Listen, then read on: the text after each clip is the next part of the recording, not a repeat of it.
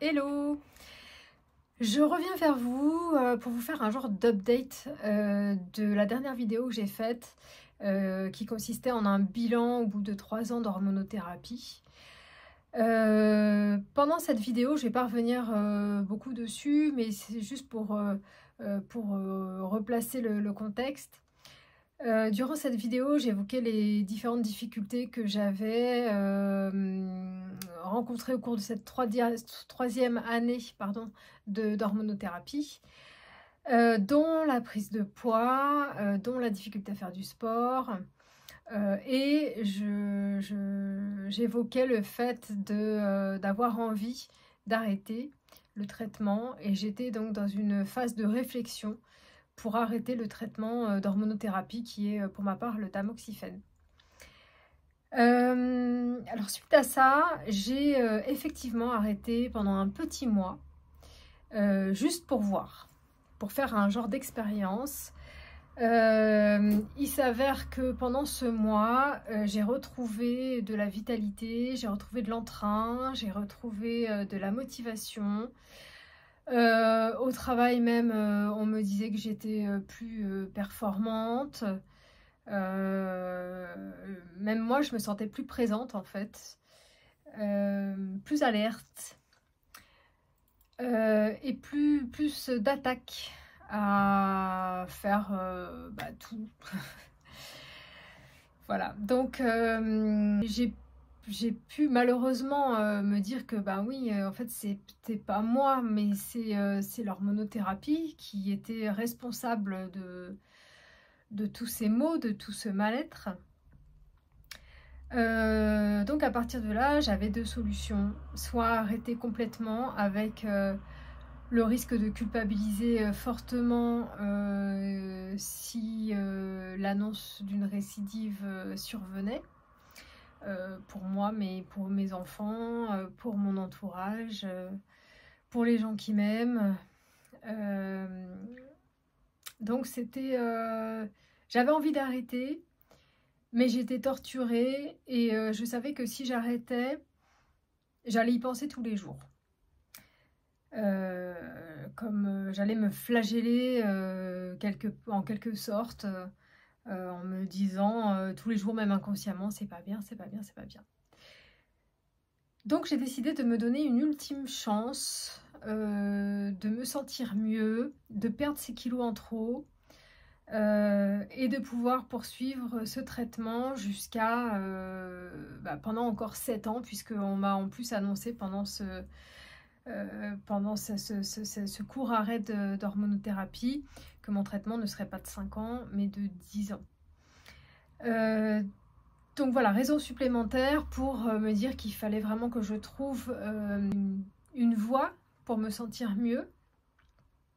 Je me suis donc renseignée à gauche à droite.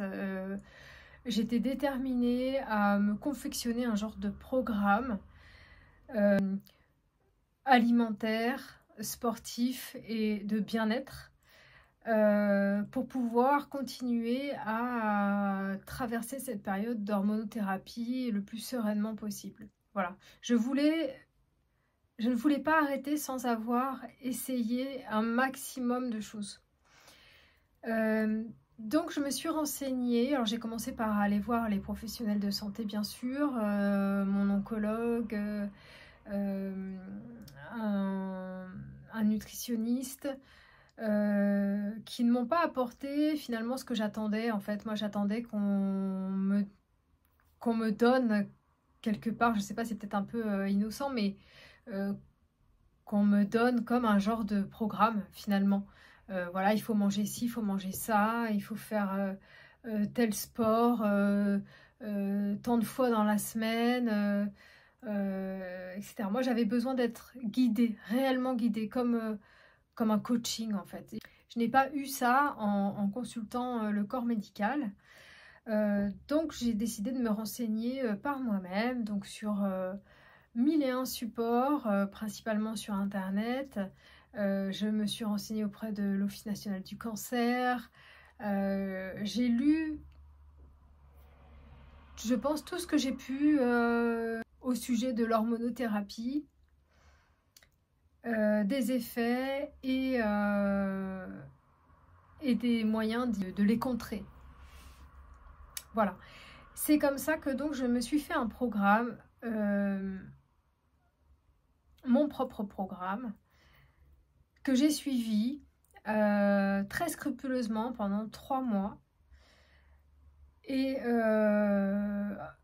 alors, faut que je vous dise que dès la première semaine, en fait, j'ai vu les premiers résultats qui m'ont fortement encouragée à continuer. J'étais euphorique à l'idée de voir à quel point l'alimentation adaptée, le sport adapté et les rituels bien-être pouvaient faire la différence. Voilà, donc alors au bout d'une semaine, il faut que je vous dise qu'au bout d'une semaine, j'ai perdu mon premier kilo, ce qui m'a encouragée en fait, hein, énormément. Donc, alors en quoi consistait ce programme? Il consistait à... Alors je peux dire il consiste parce que je le continue, et bien évidemment. Il consiste en une bonne association des aliments. C'est pas forcément un régime à proprement parler, c'est le fait d'associer les bons aliments au bon moment dans la journée. Supprimer évidemment certains aliments qui ont pour conséquence d'augmenter l'inflammation. Donc c'est plutôt une alimentation anti-inflammatoire. Par exemple, j'ai quasiment supprimé le fromage au lait de vache. Je n'ai pas supprimé, mais j'ai fortement réduit la viande rouge. J'ai augmenté les protéines. J'ai augmenté les légumes verts. Et bien sûr, je me suis contrainte, et je continue à me contraindre à faire du sport, de l'activité physique tous les jours, même si c'est 10 minutes, même si j'en peux plus, même si à la fin de la journée je suis crevée. Je me fais un point d'honneur à faire au moins 10 minutes d'activité physique. Ça peut être une activité physique très douce, ça peut être un peu de yoga, un peu d'étirement, un peu de marche, voilà. Mais tous les jours. Dans mes lectures, j'ai pu confirmer, parce que je le savais déjà, mais bon, confirmer que c'est la régularité qui fait la différence. Donc, le sport quotidiennement, le genre de rééquilibrage alimentaire, et les rituels bien-être comme la méditation quotidienne, ça peut être une marche en respirant et en pleine conscience, ça peut être, voilà, peu importe, mais tous les jours quelque chose qui m'apaise, me fait du bien, me fait baisser mon taux de cortisol, qui augmente également pendant l'hormonothérapie. On sait que le cortisol fait prendre du poids, entre autres désagréments. Et voilà. Donc, tout ça pour vous dire que au bout de 3 mois, j'ai perdu 4 kilos sur les 8. Donc, j'ai pas forcément envie de perdre les 8, mais au moins 5. Mon corps s'est habitué, bon, alors mon estomac, bien évidemment, s'est habitué au bout environ 2-3 semaines. Mon corps s'est habitué à faire du sport quotidiennement, donc j'ai donc moins mal. Le fait que je choisisse mes aliments pour ne pas être inflammatoire fait que j'ai moins de douleurs articulaires aussi, ça joue, l'alimentation joue sur les douleurs articulaires. Et puis je dors mieux, et quand on dort bien, là c'est pareil, ça agit sur le cortisol, sur l'insuline, et donc on a tendance à perdre mieux du poids que lorsqu'on est plein de cortisol, qu'on dort pas bien. Voilà.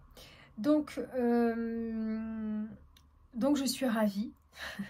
Je me sens beaucoup mieux. Tous les désagréments ne sont pas partis, évidemment. Je continue à avoir des bouffées de chaleur de temps en temps. Mais j'ai identifié quand même les moments où j'avais des bouffées de chaleur et les responsables des bouffées de chaleur. Donc la fatigue, s'il m'arrive de moins bien dormir ou d'avoir été bien speed toute une journée. Si je suis amenée à boire de l'alcool, alors ça c'est pareil, j'ai beaucoup réduit, quasiment supprimé l'alcool, mais je sais que si je suis invitée et que je vais boire de l'alcool, je vais avoir beaucoup de bouffées de chaleur. Voilà, donc je me suis un peu étalée, mais tout ça pour vous dire que je me sens beaucoup mieux. Je continue l'hormonothérapie. J'ai trouvé des solutions pour pouvoir continuer le plus sereinement possible. J'espère, je touche du bois que ça continuera comme ça. Et puis, voilà, je voulais vous informer aussi que, étant donné que ce programme a fonctionné sur moi, j'ai écrit un e-book, un guide, Perdre du poids sous hormonothérapie, où je détaille toutes les informations que j'ai pu glaner à gauche à droite sur la prise de poids et l'hormonothérapie. Et j'ai inclus mon propre programme, tant alimentaire que sportif que de bien-être, dans le guide. Donc vous pouvez le retrouver en lien sous la vidéo.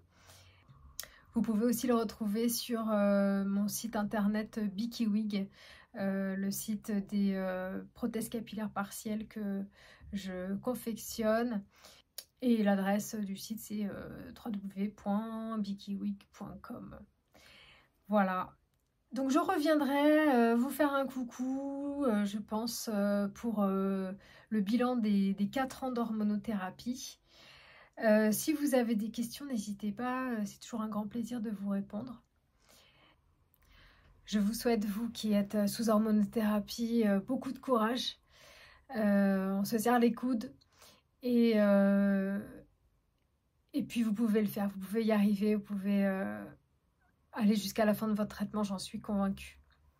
Allez, je vous embrasse, à bientôt, bisous.